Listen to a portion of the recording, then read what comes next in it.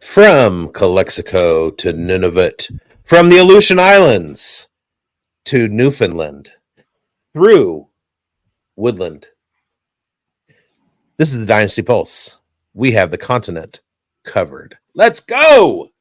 How's it going, everybody? Big's here. I got Grindberg with me, as every week, and we have a special guest this week, Mr. Bo McBigtime. Bo McBrayer, how you doing, buddy? I'm very happy to be here. Bigz and Grindberg have been on my case about this this mock draft. I'm going to take it very seriously. Game face is on. Game Better face. watch out. Nuschler face. Will Clark. Let's go. Yeah, Bo lives right down the road from me and works even closer. So I got to see him yesterday in the wild and eating his burgers before, which that's not a euphemism. He actually made burgers. And my favorite line, I got to my pubes are in his pool filter. But you also talked about that burger for quite some time. I think he's brought up that burger like 3 times to me, so it must have been pretty epic. Yeah, he's a big time dreamer, and I thankfully have cleaned that pool filter a couple of times since that trip over here. It was necessary after that night just because we had a lot of large bodies in that pool displacing the water level up much higher than usual. There was a lot of hairy beef in that house that night. Yeah. A lot of hairy beef. Some big old boys. We made a mess, didn't we? I think I brought the 2 smallest people with me, and it was just Rhino was there and Bo, and it was just like there was a lot of big the doorways were blocked. Yeah. But it was a cool party, and I can't wait to do it again. But I'm gonna tell the producer, hit it.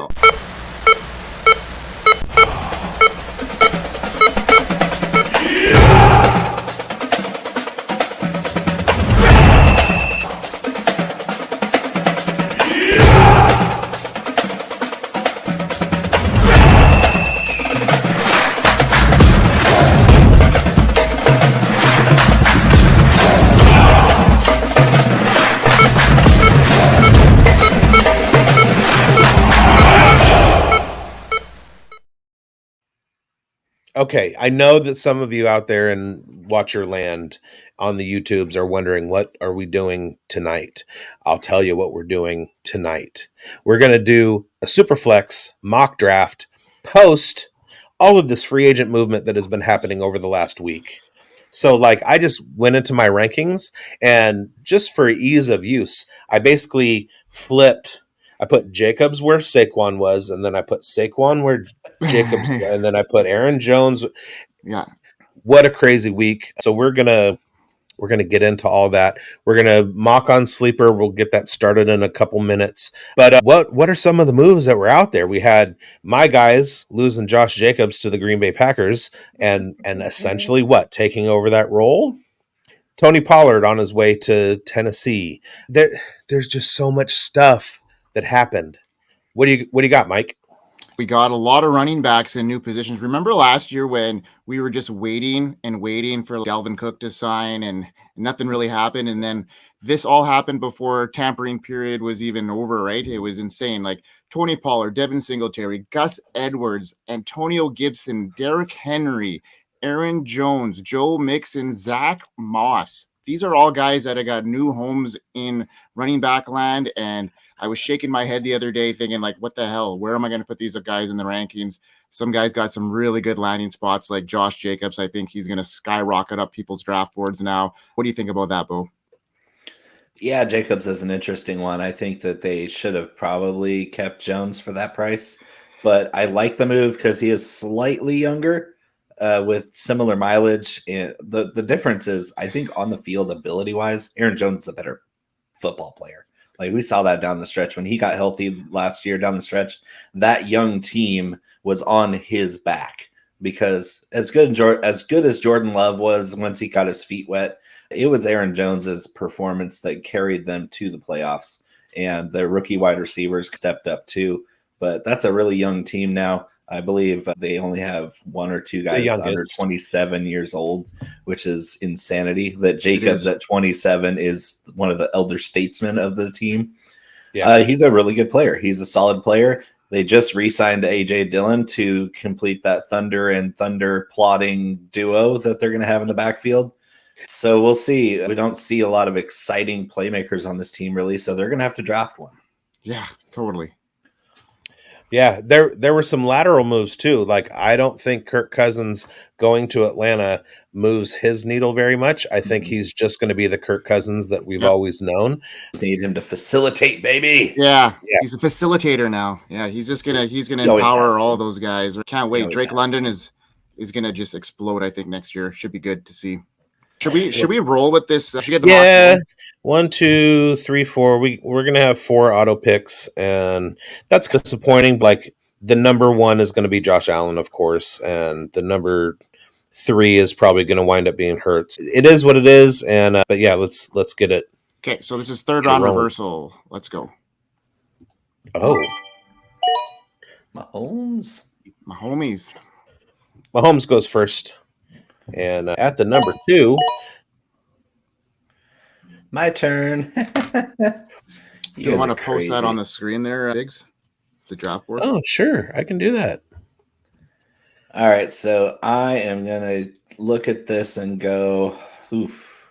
I love all 3 of these guys. No kidding. All right. Super flex. Is it 4-point touchdown or 6? For passing? Should be 4. 4. If it's 4, we're going to my main man, QB1, Lamar Jackson. Lamar goes.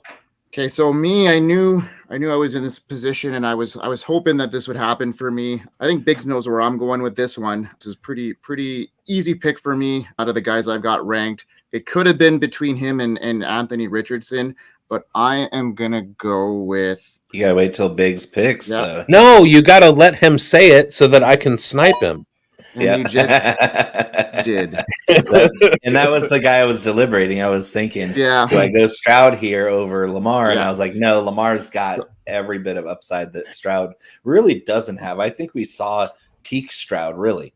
And he's obviously great, but I don't foresee him having much bigger seasons in the future. If he keeps it up consistently, then we're looking at a Hall of Famer. But he was so good as a rookie, but that's about what his peak is, really. And he is not my 5th ranked quarterback. I do have guys who are still available that I have ranked higher than Stroud. It was just an ADP value. See, what I've done this year for startups is I've adjusted my strategy going into drafts. What I'm looking at is ADP values rather than other things. So normally I go with my gut. I'm not doing that anymore. I'm going with the best ADP value. And I already went against my plan because CJ Stroud was not the best ADP value there.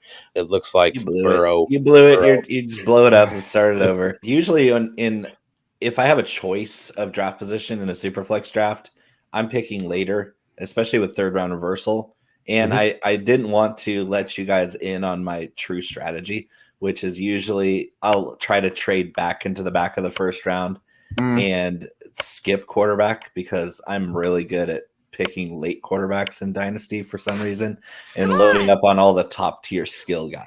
That's my fun. That's what I like to do for fun is fade quarterbacks as deeply as I can because they're overrated beyond belief in super flex drafts most of the time.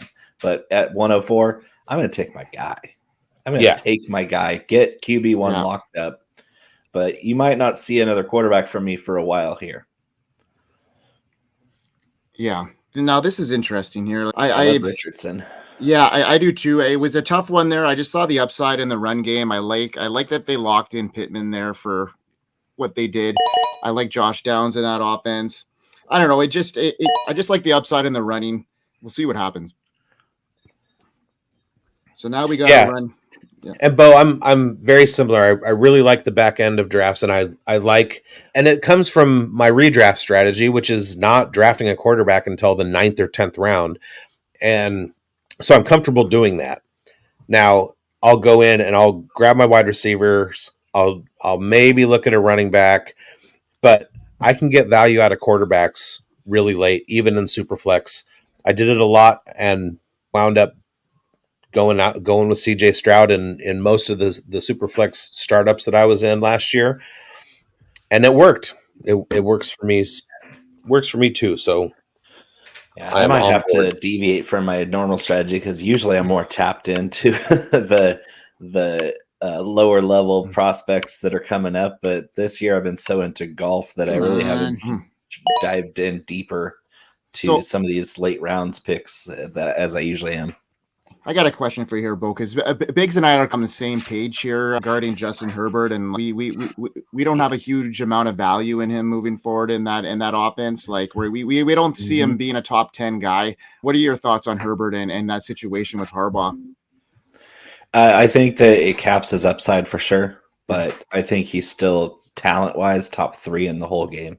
This guy's unbelievably gifted, and if we get to see a strong running game, like when Greg Roman said, imagine Justin Herbert with a running game, a lot of people gave him a lot of cheese for that because it's Greg Roman. But for me, I actually got that light bulb in my head saying, you know what, that does sound really fucking good. Yeah. That sounds so good to have Justin Herbert be able to run play action, to be able to keep the defense honest where they don't know what he's going to do. He's so talented that I can foresee Justin Herbert having some gigantic games because the defense has to respect the running game. Like they haven't had to do that for 2 or 3 years now. When Herbert was a rookie, that team was balanced. They were dangerous. They had everybody healthy. This offense could hum to an efficiency level where Herbert is a top 10 quarterback, maybe not top 5, but I like his consistency to be better under Harbaugh than it has been in past years because honestly, he's been poorly coached his entire career. Yeah, I think with him though is like the amount of passing volume there is going to come down quite a bit. So, yeah, so it's going to cap it. I still think he's a top 10 guy. I like he's on the cusp there. I don't see him as a top 5 now that he doesn't have that rushing upside that some of these other guys do. And if he's not throwing the ball 40 plus times, I find it going to be tough.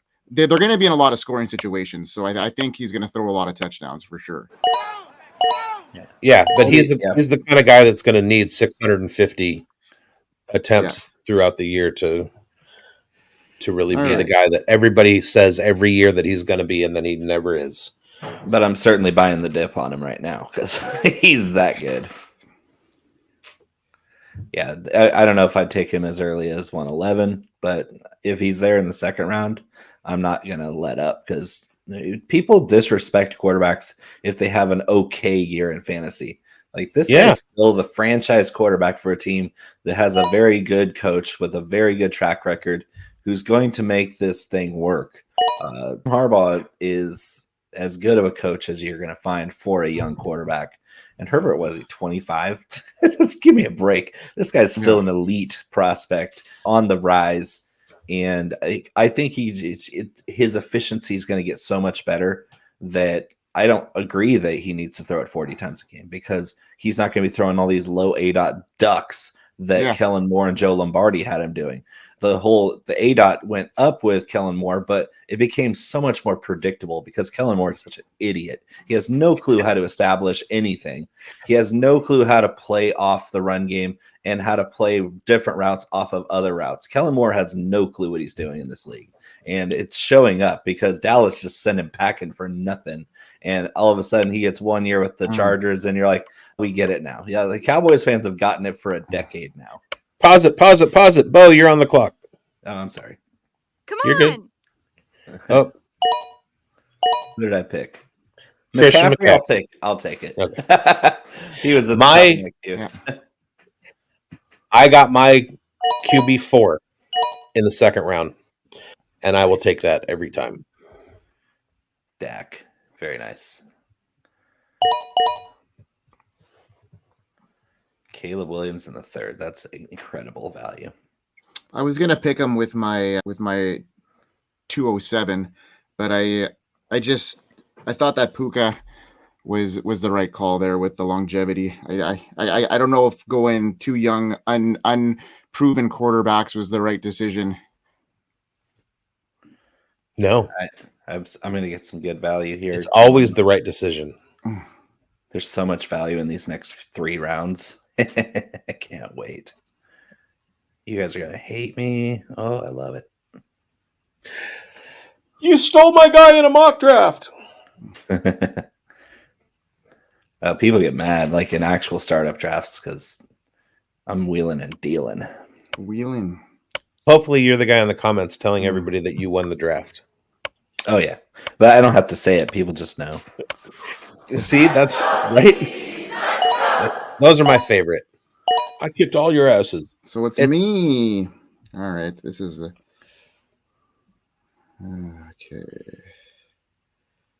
Is this considered tight end premium? It shouldn't be, because obviously No. it's not being drafted as such. No, and you didn't take my stack, so thanks for that. So yeah, quarterbacks get faded quite a bit, and I just saw an interesting chart today that was talking about clean pockets, no pressure, the number of turnover-worthy throws, and completion percentage. And guess who was up there above Tom Brady? Derek Carr and Jared Goff. Patrick Mahomes was the best, and they just need clean pockets. You need to build around the offensive line, and people keep not doing that in the NFL. They still draft quarterbacks in the top 5, and you need to build your line. And that's the hill I die on. Neighbors in the 3rd round. What do you guys think about that? Is that a reach? Nope, I don't hate it. I don't think so either. I love that call. I got him over most of these guys that went ahead of him here. Olave. Now, the fact that he got Harrison and Neighbors, there's not a long history of rookie wide receivers having great fantasy seasons. There is recently. We're seeing that more frequently now. Just take Quentin Johnston and Jackson Smith and Jigba, and we all knew that Jordan Addison was going to have the better year of everybody last season, but not quite the way that I appreciate them going so young and with recency bias in that 3rd round, because I'm turning around and getting Jalen Waddle in the 4th. Yeah, no kidding. That's a beautiful. Oh my God, my wide receiver 1 is a round and a half late. I'll take it every time. Where am I at? I like the Michael Pittman, Brandon Ayuk, Nico Collins. Those are 4th round picks. So for them to go 3-4 turn right before me when I'm sitting on Waddle at the very top of my queue, that's just fun. That's good stuff. I'm going to reach here. I'm going against my strategy. You already did that. You got me. You just named me. He was in my queue. I was going to pick him before Laporta. Damn it. Nice. I mean, you got to look at the situation and think, he's in for a big year. Yeah. And I'm looking at DJ Moore. I'm looking at Devontae Smith. Give me London over those guys. Kyron Williams, like Kenneth Walker. I like. God, there's so much value right here. But I like London more than those guys. What was really funny is I went on a podcast the other day, and the guy asked me who I thought the biggest ADP riser from last year was going to be. And I planted my flag and I said, let's look at Nico Collins. Nico Collins continuing this progression of 3rd-year breakout wide receivers. The guy that had one of the better profiles coming into the NFL has had 2 shit years. Treylon Burks, let's go. And the next day, literally the next day, they get Calvin Ridley. Yeah, them's the breaks. In the fishbowl, I faded wide receivers until Treylon Burks was the first wide receiver I took. Yikes. The following Tuesday, they acquired DeAndre Hopkins. Yeah. I can't win. I can't win with that dude. And it doesn't look like his career is ever going to do anything at this point. No, it doesn't. We could be surprised. Athletically, he's fantastic, but he came in with so much less polish than the other guys in that class that you almost needed him to be in a more nurturing environment than Tennessee. That was like wide receiver death camp right there.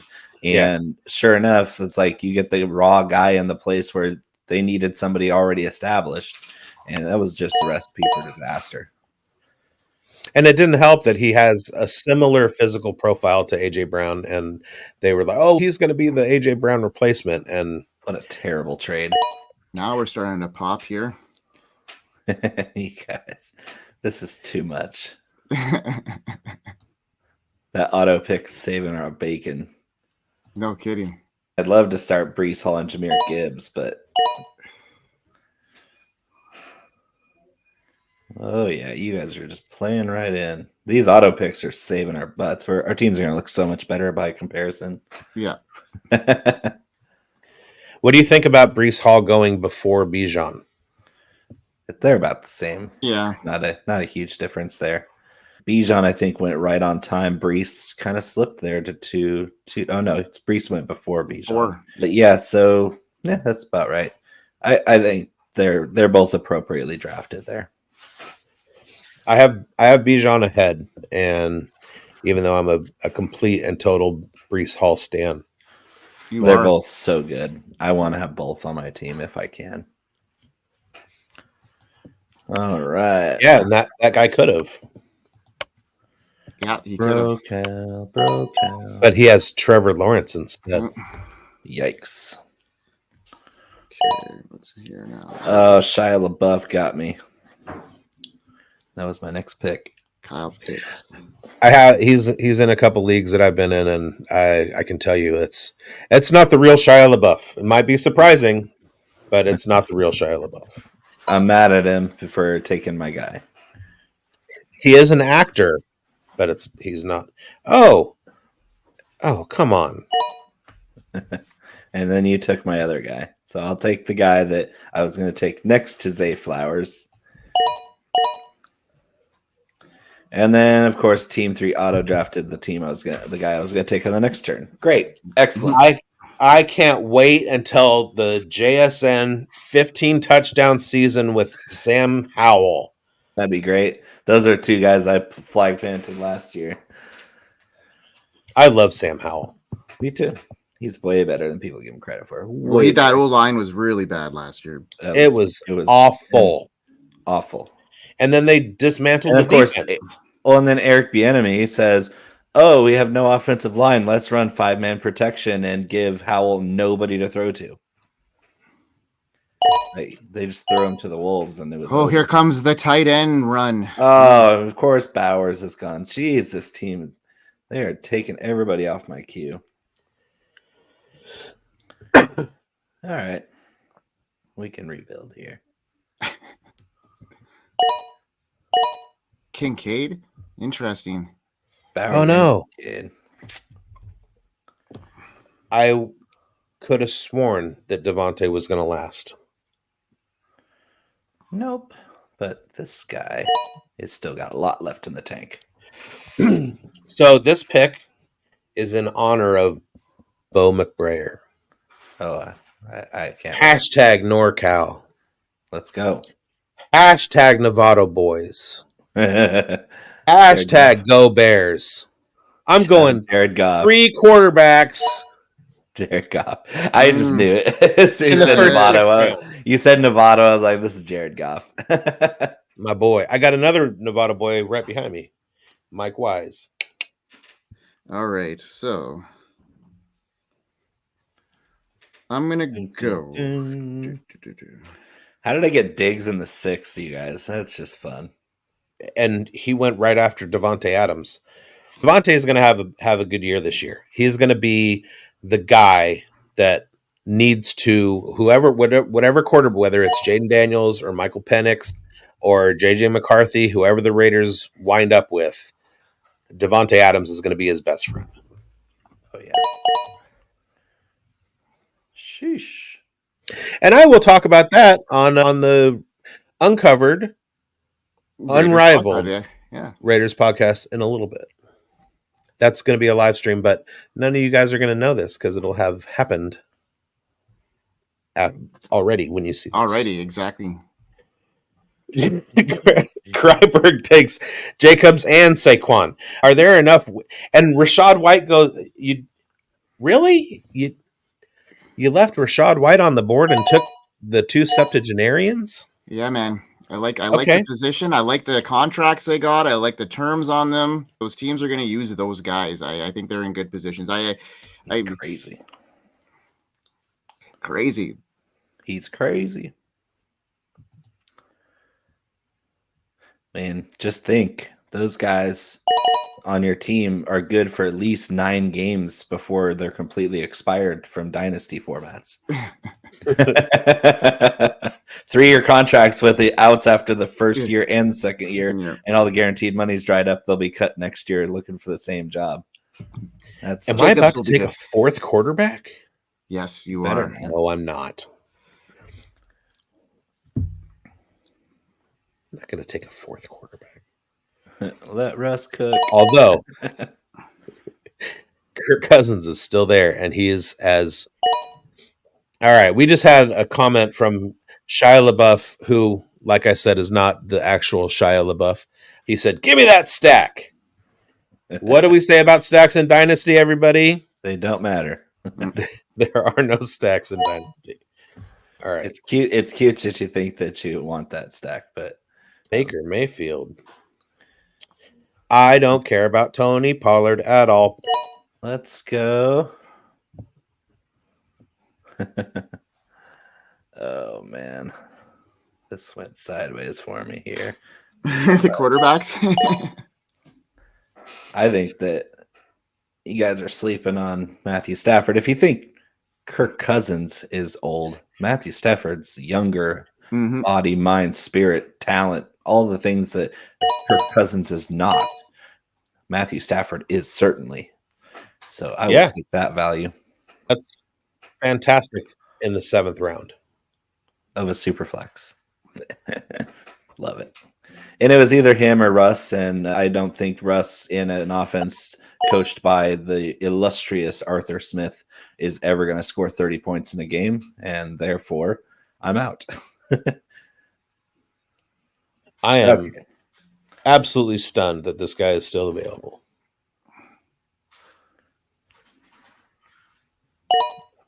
That guy? And now he's not. Yeah.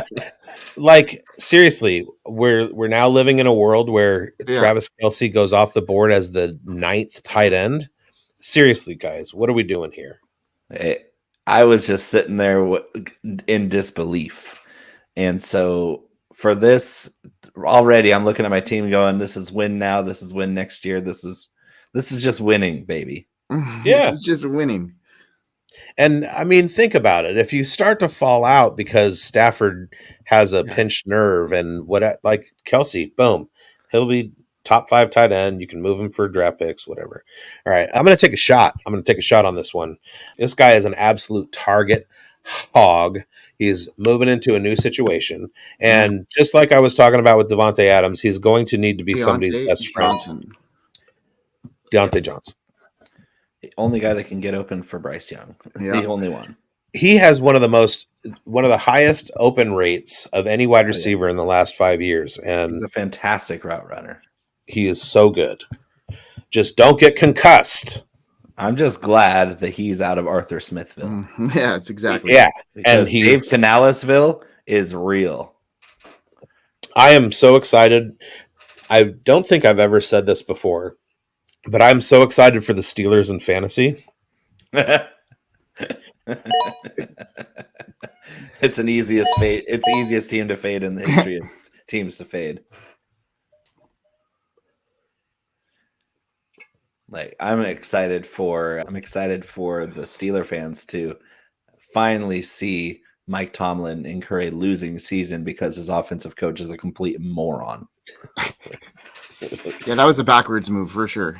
They went backwards to Matt Canada. No, it was a lateral because Matt Canada is another one of those idiots. And they're like, hey, who's more boring than Matt Canada, who also is supported by an alien player that got him a job? And so you got two options. You have you have Arthur Smith, and then you have Brandon Staley.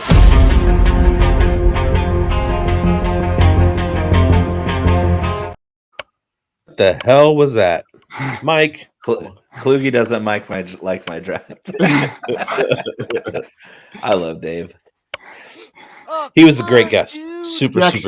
He actually mentioned you, and he was talking about you a little bit. He's like, did you guys know Bo? And Brandon knows you very well.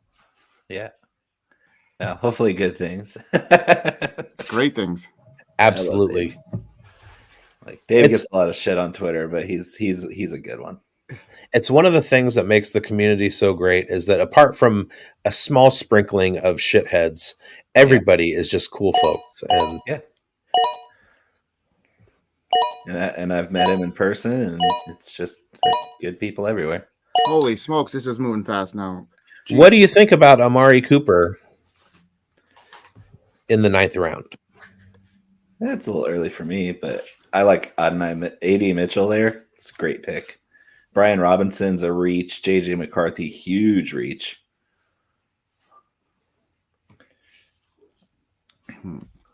This is going to be fun. I got another guy queued up here that you guys are slipping and tripping. The biggest reach in the history of reaches.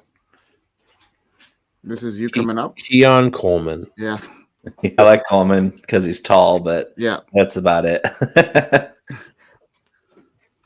He was a big fade for me, for sure.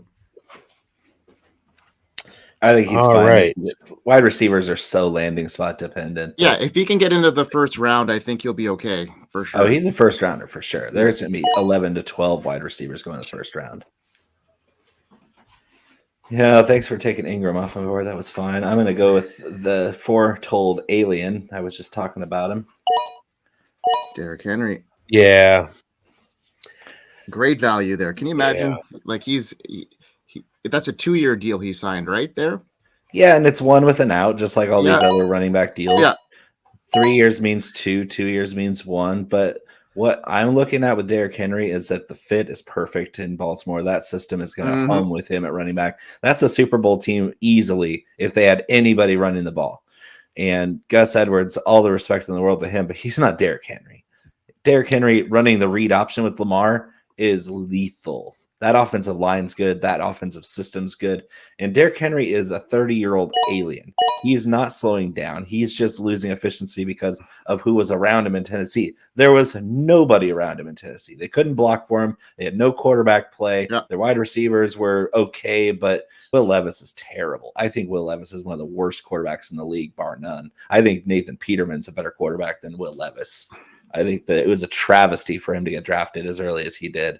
And even though people were saying he was a top 10 pick, I just laughed that off because when I saw him at Kentucky and Penn State was just garbage. And for them to give Ridley that kind of money makes you wonder what they think. Like maybe there's some more things on the table there. They might be bringing in somebody. You never know. Every time I watched Will Levis play at Kentucky, I was reminded of Zach Wilson at BYU. Yep. And I didn't want any part of him. Yeah, it's pretty smart. And he lost his job to Sean Clifford. I'm going to finish this out with possibly a resurgent year. My heart is saying take Michael Mayer because he's going to be a tight end breakout this season, but I'll do this. Hollywood. Where's Hollywood end up? Do you think he stays with Arizona? I think he goes to the Chiefs if all things happen right. You know who I want to see, and I'm going to talk about this on the Raiders Unrivaled. You know who I want to see in Kansas City? Hunter Renfrow. Yeah, I could see him going there too. I heard about that this morning too. I saw that rumor going around. If Juju can do well there, then Hunter can too. What do you mean this morning? I TikToked about it yesterday for Player Profiler, and I said my favorite 2 landing spots for him would be New Orleans and Kansas City. Okay. Reunite with Derek on the one hand, or take his route running ability and his separation skills to Patrick Mahomes and just work that middle while Travis Kelce is getting himself down the field and get a deep threat in there. Renfro could do some things, and he just got shafted in Vegas. All right, that's the end of the draft. What? Okay, I guess we're not going to look at it. I could share this screen back up here. Let's get back into it. Hold on. So team one for gloating on Twitter. Team one: Patrick Mahomes, Justin Fields. Don't like that too, but that was auto pick, so we won't talk about that. Jake from State Farm. I don't know if it's. I don't think that's the real Jake from State Farm. Started off with Josh Allen's standard number one pick. Marvin Harrison and Malik Neighbors, putting his Xavier Worthy. So his first three wide receivers are all rookies. Brock Bowers, Dalton Kincaid, Jaden Daniels. This guy his nose has been in rookie drafts a lot lately. Najee Harris, Calvin Ridley, James Conner. I'm surprised that Najee went before Jalen Warren. And then Bo, you want to talk about your squad?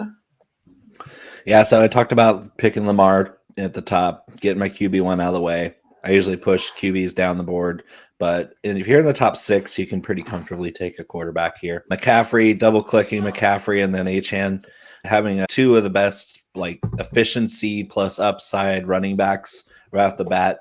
It makes sense because McCaffrey seems to be somewhat ageless in that San Francisco system. It's really worth it to have Christian McCaffrey there, and Achane is just a rising star. He's going to do some crazy video game numbers for the next 5 years. My wide receiver is my best position here, going with Waddle, Addison, and then getting Diggs in the 6th. For me, that's just crazy value. Then backing up with veteran late picks, just getting value picks 3 in a row there with Stafford, Kelsey, Derrick Henry. I feel like this is a win now team, and I can always shove off some of these guys if my team's not doing well win the win-loss record, but some of my players are. I can always obviously get some good value for future rookie picks if my team isn't winning. So I think overall it's a successful draft, especially at wide receiver. I love that trio there.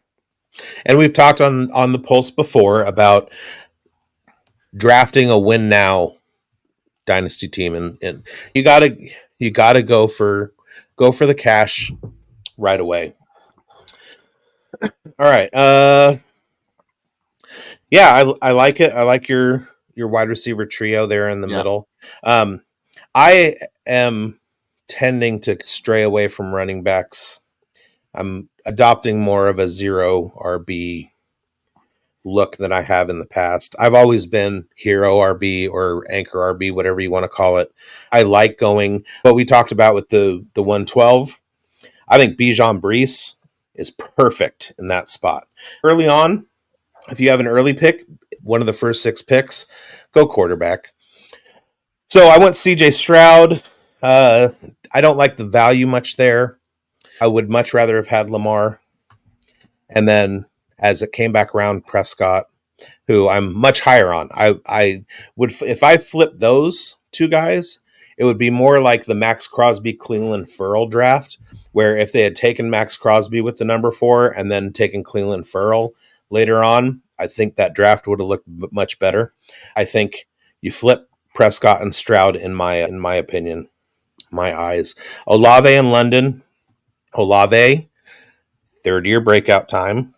And Derek Carr working in a new offense with a new offensive coordinator who's going to be making better play calls than they had last year. Retrofitting that offensive line, give them some space, let them work, and he and Olave can have, and Michael Thomas out of town, Olave can have a nice relationship. Drake London, finally he's going to have somebody that is not one of the league leaders in uncatchable balls and turnover-worthy plays. Zay Flowers broke out pretty nicely last year, and I think his career arc is going to be along the lines of Devontae Smith, just somebody who's going to have a solid floor. He's going to give you exactly what you expect every year. Jared Goff I had to take for the lulz just because he's my guy. I normally wouldn't go 3 quarterbacks until my 3rd quarterback would be like way later at the end of the draft. Tyjae Spears, I'm not scared of Pollard at all. Spears reminds me of Travis Etienne in a certain sense, in that in Etienne's first year, the things that made him valuable were not dependent on or would not have been affected by Tank Bigsby coming in and having an increased role last season. I think the things that make Tyjae Spears great aren't going to be affected by having a Tony Pollard in the backfield. So I think I have him ranked over just about 4 or 5 running backs that I saw that got taken before him. So I thought that was a pretty great value. Deontay Johnson, Evan Ingram, and Marquise Brown to finish it off. You got to get the target guys. Evan Ingram is absolutely a monster tight end and very well could wind up in the top 8 this season.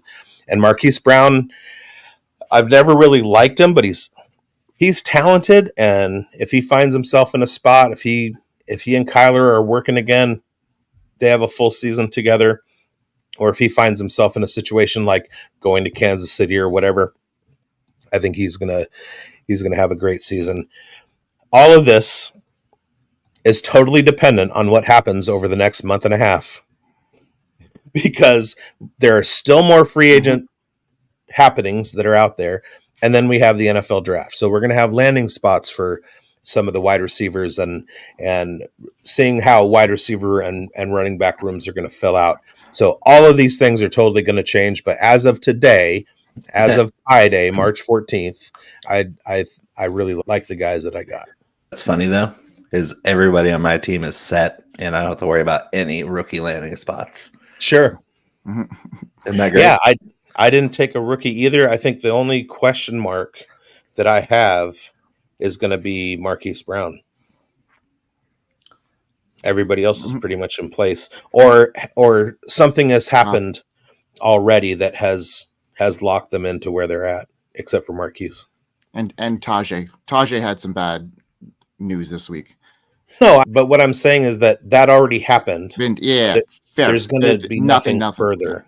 And I don't think that was bad news. Was the whole point of my Tyjae Spears rant, Mike? You're just trying to recoup some of that value after trading him to me, aren't you? Exactly. You're just trying to convince yourself. It won me a championship, Biggs. It was worth it. I think Pollard signing with the Titans is good for both running backs. I love it. I love that. I love that move too. Yeah. So for my draft here, like I had the 106. I like Richardson there. I think his rushing upside. I love that division. I think they're a young team that has a lot of weapons there with Pittman going with that deal. I think that's a good move. Nakua with my 207. He's had one of the best rookie seasons ever. So you got to buy into that. Laporta as well. I've got a really young last year rookie class as my top 3 guys, and then Dell as well. So a little bit of a risk there. They've all shown that they can produce at a high level in the NFL. So I'm thinking that the dog is out. So with my next 2 picks, I had Jacobs and Barkley. Like you guys had mentioned, they're on the verge of the downslope of the age cliff there, but I like their situations. I really like Jacobs. With you mean they're in free fall on that cliff going down already? Yeah, exactly. But they have those big contracts, and they're in positions where they're going to be the guys that are going to be getting the workhorse roles. So there's not many running backs out there that have that position right now. And they may bring in some other reinforcements. The money talks, and both those guys got very nice compensations for the running backs. Too bad they didn't get it last year with all that fuss that was happening. It just sucks that these guys had to wait a year to do it. With my next couple of picks here, I had Mayfield, which I think is not a bad anchor as my quarterback 2. Christian Kirk is back into his number 1 wide receiver role in that offense with Evan Ingram there. There's not much else. They did bring in, who did they bring in there? Was it Gabe Davis? Yep. And Zay Jones season. Come on. Yeah. Gabe Davis, good Lord. But Christian Kirk's in a position there to be the number 1 guy again, as long as he can stay healthy. So I don't mind that, having Nakua, Dell, and Christian Kirk rounding off that. And then I took a couple dart throws there with two younger wide receivers with Keon Coleman, 6'4", 215. I like his upside. He didn't show out well at the combine in that 40-yard dash, but everything else shows well in that. I mean, we all know the 40 isn't a metric that we should all be putting all our at wide receiver. It matters, and the gauntlet is actually probably more of a judgment. And he finished first there in that assessment. I like Keon Coleman there. I obviously with a landing spot that's going to make a big difference. And Jahan Dotson, another first round guy that. You never know what's going to happen with the new quarterback there. If they end up getting like a guy like Drake May who can pass the ball really well, I like the upside. They're getting Drake May. Yeah. They're getting Drake May, and I love the Jahan Dotson dart throw because there's nothing better than a reclamation project of a guy that has all the talent in the world, but just was in a shitty situation and third-year breakout. I'm telling you. But what I really do like about your draft, Mike, is the number of second-year guys that you took. I would have leaned running back more towards second-year guys at running back. I think that's when they tend to bring you the most value in a startup. But Puka second year, Sam Laporta second year, Tank Dell second year. I really my mouth don't work. I really like those picks. I'm a big second year guy in startups. So moving over to Shia Christian Kirk. What's that? I'm really mad he took Christian Kirk though, because now he's going to win This is a mock draft. Okay. Now looking over Shia LaBeouf, and I don't think that's really the actor Shia LaBeouf. I really like this draft. I think this draft, we just did 10 rounds, and I think this draft was absolutely perfect, except for one thing: the Joe Mixon pick. I love the Joe Mixon pick, so I think it's perfect. This draft was so good. Starting off with Jefferson and Mixon, AJ, where he got him, is perfect. I love this draft. I'm just looking at the potential, not necessarily the value at the draft spot or whatever. I'm just thinking forward to the years that these guys are going to have. And I think Joe Mixon is going to have the least of the years out of this entire squad. I really, really like it. JJ McCarthy, I think, is a great pick, especially in a dynasty startup as your third quarterback, because I don't know if he's going to have a great rookie season. I don't know if he's going to play much in his rookie season, but I know that just given his profile and his age, when that kid is in year 3, 4, 5, he's going to be an absolute stud. And I really hope it's with the Raiders. But yeah, Shia LaBeouf, I love that draft. Bro Cal, taking a chance on Burrow, just because of the injury, and there's no reason he won't come back to his same level this season. Devontae, DK, Debo, Franklin. Nice trio. Yeah, I like that. Josh Downs is definitely a sleeper. Keenan, he's the Go Bears, but he's the Mike Evans of non-Mike Evans players. Just quietly, new home. He's on the trade block right now. Yeah, he just quietly goes about his business and just fucks everybody up. Justin, this guy took 4 quarterbacks, and 2 of them are Herbert and Levis. A lot of youth there. Amon-Ra is a great pick, and then finally Ricardo, Trevor Lawrence, Breece Hall, Jahmyr Gibbs, Kenneth Walker, Alvin Kamara, David Montgomery. That's a lot of running backs. And when this looks like a team that I would have drafted for the Fishbowl last season. Oh, no kidding. Totally. But I would have had a heavier emphasis on tight ends. But waiting to take wide receivers till the 7th round and going Pickens, McLaurin, Sutton, I think that was he might have some trouble when it comes to the wide receiver position. It's only 10 rounds of the startup, and there could be much more to come. But I don't think that he's in a very good position. I think everybody else across the board has fairly nice wide receiver rooms for the first 10 rounds that they can count on. And I like this draft. I thought it was good. That was a lot of fun, especially with all the movement. It was neat to see how things fell into place in the puzzle there, and seeing where these rookies fall too was really neat to see. Like Bo had mentioned, Caleb Williams slipping into that 3rd round there I think that's really good value. Neighbors there also in the 3rd round, I think is good value. Yeah, these rookies are tough to spot. And the other thing I notice here too is not one rookie running back went in the first 10 rounds. Take that for what you will. Obviously, the free agency as well has played a huge part of that. And obviously, NFL teams are worried about that running back class. And with the free agency that just happened, and obviously drafters are thinking the same thing. I think the only way that if we ran this back a month from now after the NFL draft, and you have like Blake Corum being the first running back off the board and going to the Chargers as like their lead back, I think that puts him into the the first 10 round mix. Audric Estime, Braylon Allen, some of those guys with like the big, huge physical profiles, the guys that I can't think of right now from Tennessee, Texas, and USC. Marshawn Lloyd, that's it. Those three guys. Jalen Wright. Jonathan Brooks, and Trey Benson. Marshawn Lloyd. Yeah, and Trey Benson. Yeah. When those guys have spots, if they are considered the lead back in their situation, they're absolutely going to sneak in here. But yeah, that is, and I'd much rather have any of them than like Charbonnet. Yeah, agreed. Or Najee Harris, James Conner, Ramondre. How could you just think of Najee though this year? Okay, he's in an Arthur Smith offense now. That he loves that running back. So, what do you think on his situation? Is he just you brush Jalen him Warren's off 10 times better at every single thing, though. Exactly. Right. Yeah. And think back to Arthur Smith's time in Tennessee, which is more, I think, of a snapshot of what he's going to do as an offensive coordinator than what he did in Atlanta as a head coach. Who else was in that backfield besides Derrick Henry that was of value?